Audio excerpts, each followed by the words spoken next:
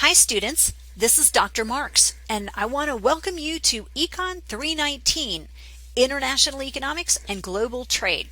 This is an orientation video that I've put together to help you hit the ground running. I want you to know exactly what you're getting into. So first, a little bit about me, because not everyone taking the class has met me. So those of you that have had a class with me before, well, welcome back. And if I haven't met you, I look forward to getting to know you at some point. I know it's weird taking a class from a computer, so I want you to be able to put a face with the voice. So again, I'm Melanie Marks. I'm a professor of economics at Longwood, and I've been at Longwood since 1993. Yeah, I'm older than dirt. My kids remind me of that all the time. I live right here in Farmville with my husband. He's a CPA and owns a firm in town.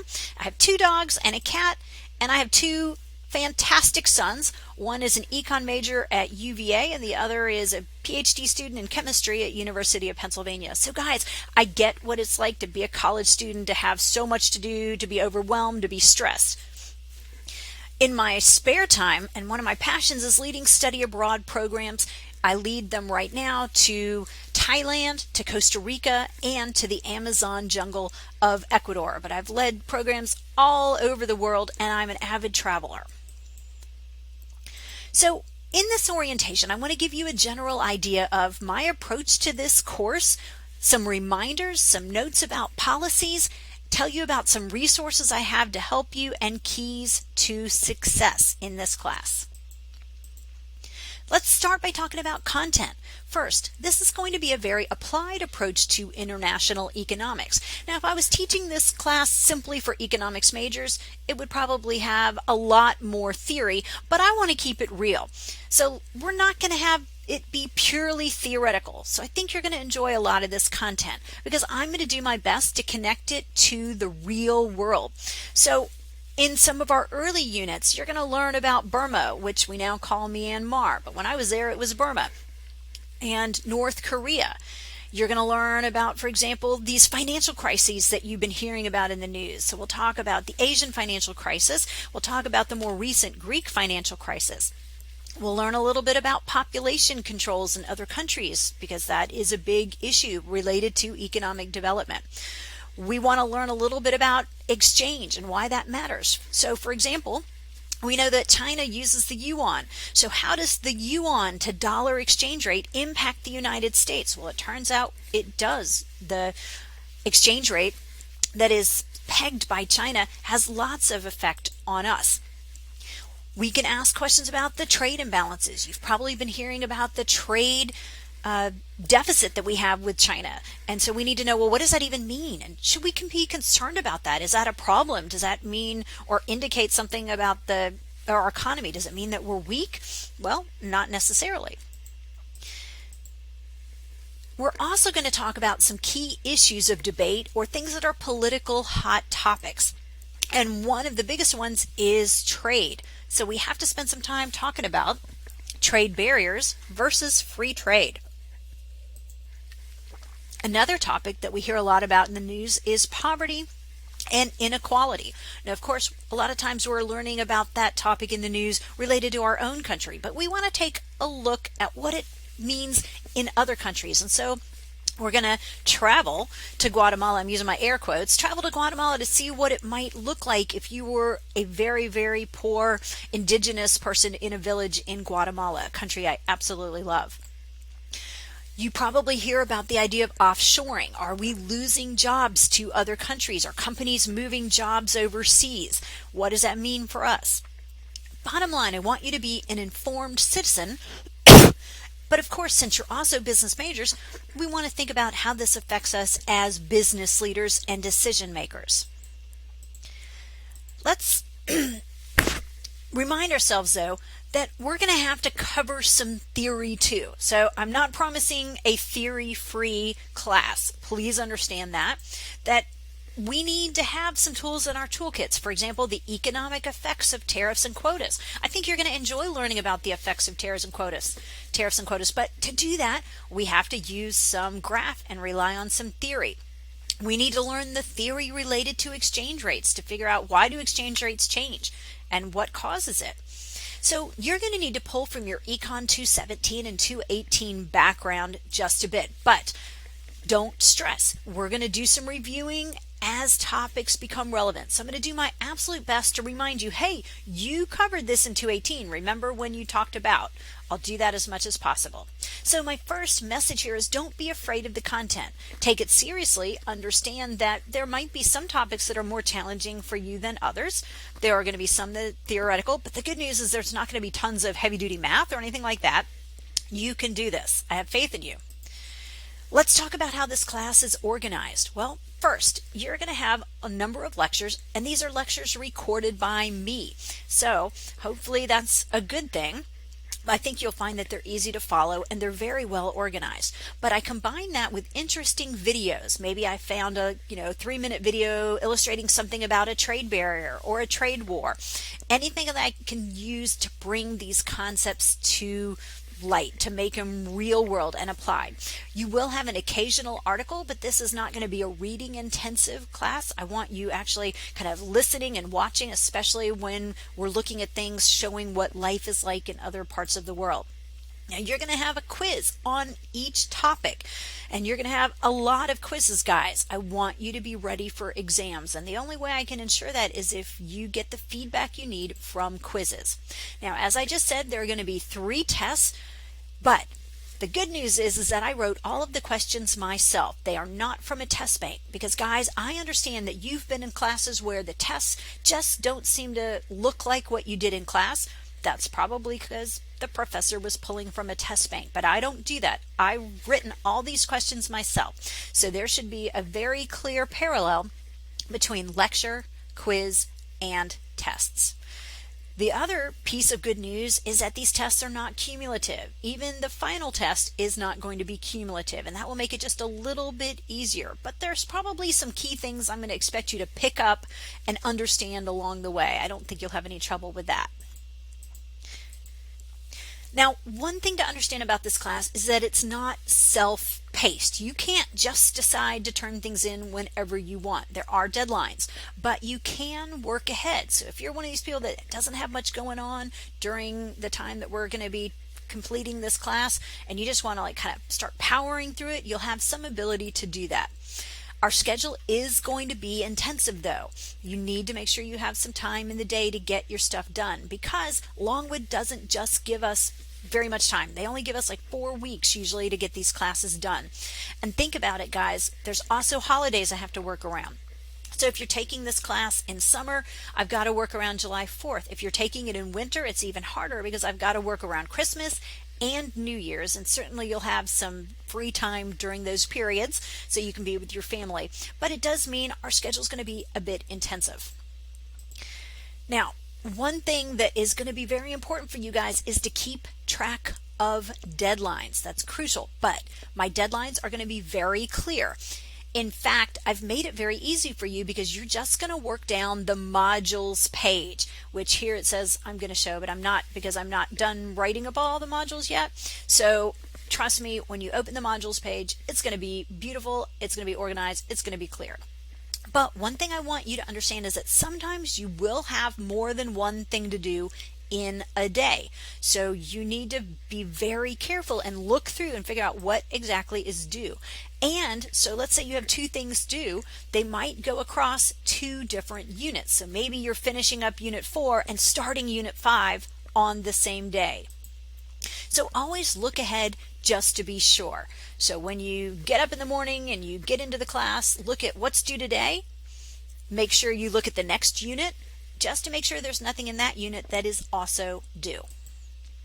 So my second message, be organized, know what is due and when it's due.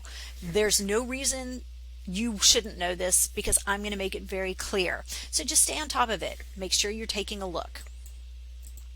Let's talk about quizzes for a second. Remember, I said there's going to be a lot of quizzes. There are going to be quizzes on every topic because my philosophy is it's better to practice before the test, right?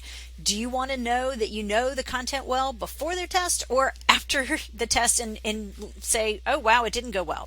So this is your chance to practice. This is your chance to get feedback. But the good news is that quizzes are open notes. So ding, ding, ding. think about this. It gives you an incentive to have really good notes. They are timed, however. Why are they timed? Because if not, people aren't going to be watching the lectures. They're just going to be kind of skipping around trying to find the answers, and you do not learn the content that way, and you're not going to do well on the test. So my suggestion is you watch everything, you take good notes. You review first a little bit, then you start your quiz, because there's not going to be enough time on your quizzes to just look up all answers. You have to have watched the lecture, and you have to have skimmed through stuff. Okay, so quizzes, lots of them, but it's going to help you.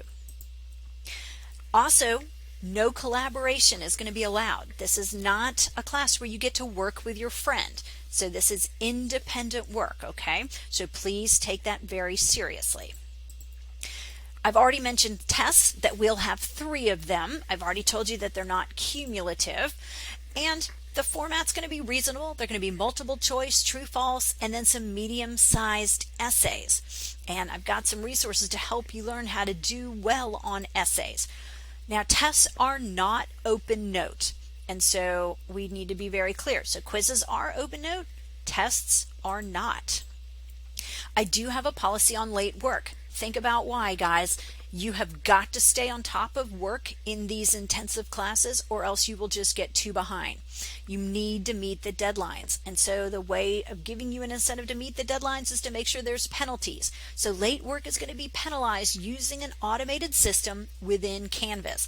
And the penalty is 25% per day.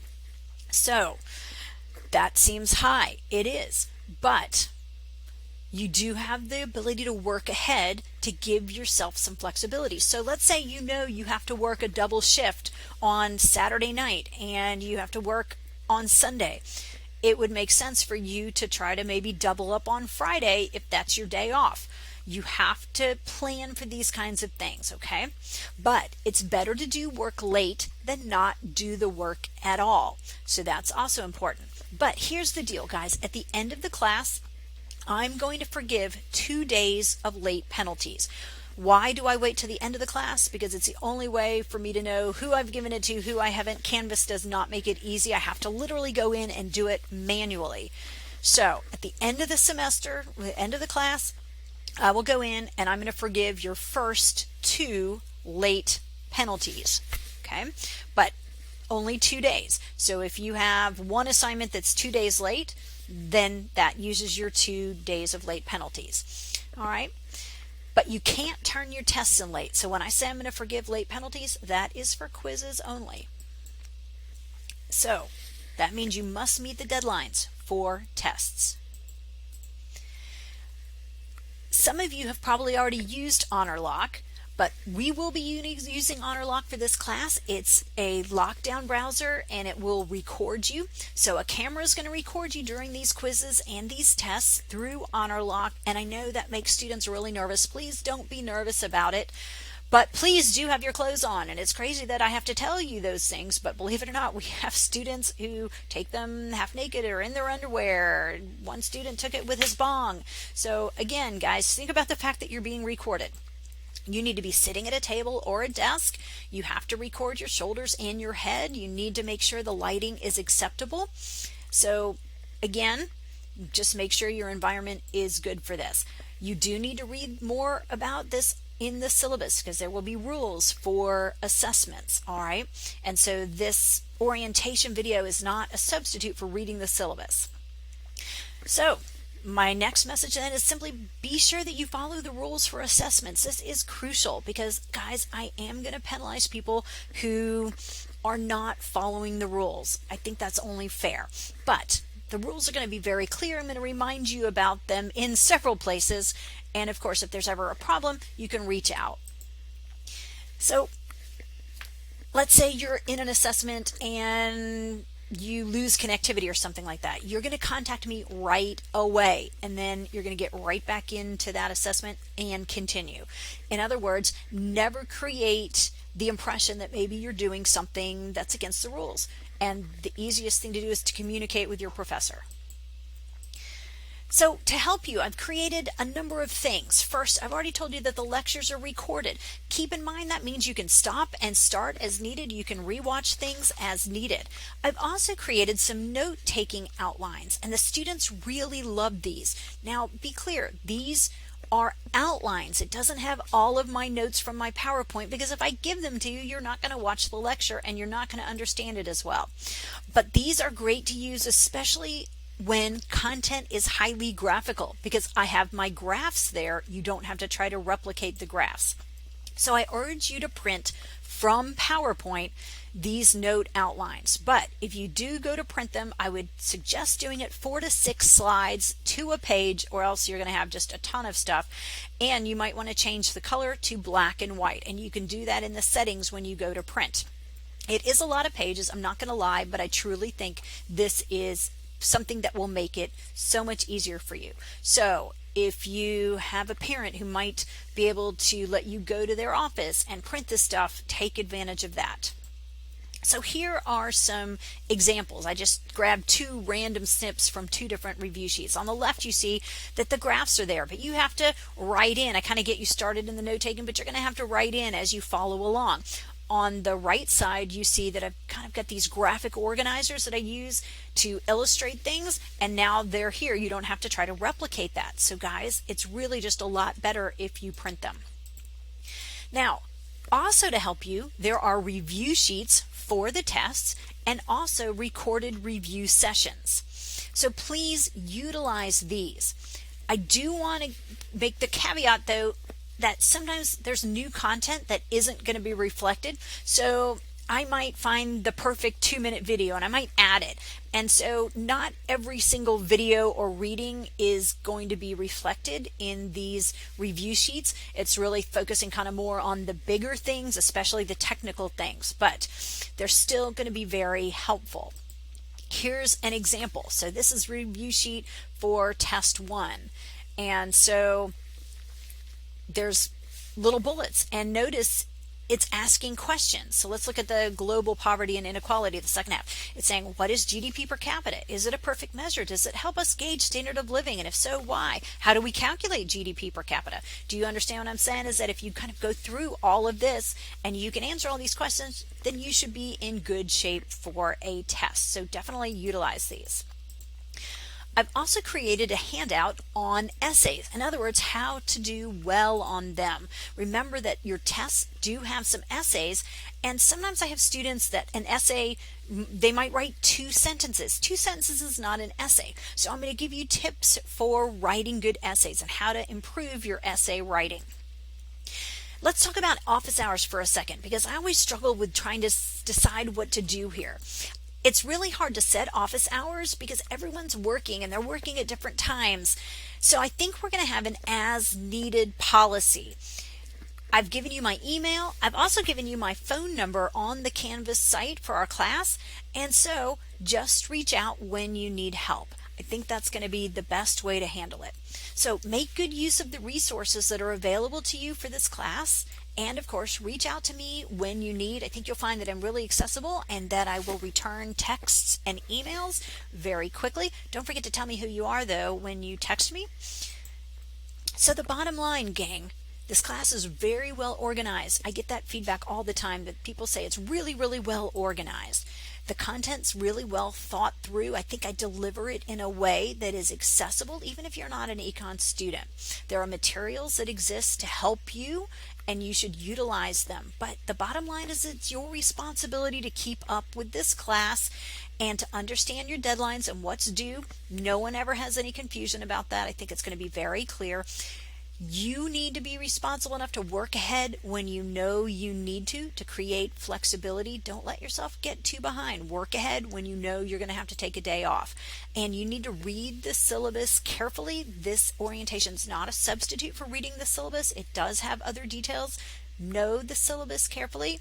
And there's going to be a quiz in your first module on the syllabus. What an easy way to start with a 100. So let's make sure we know that content well. All right, guys, let me know if you have any questions. I thank you for your attention. I look forward to being in this class with you. Have a fantastic day.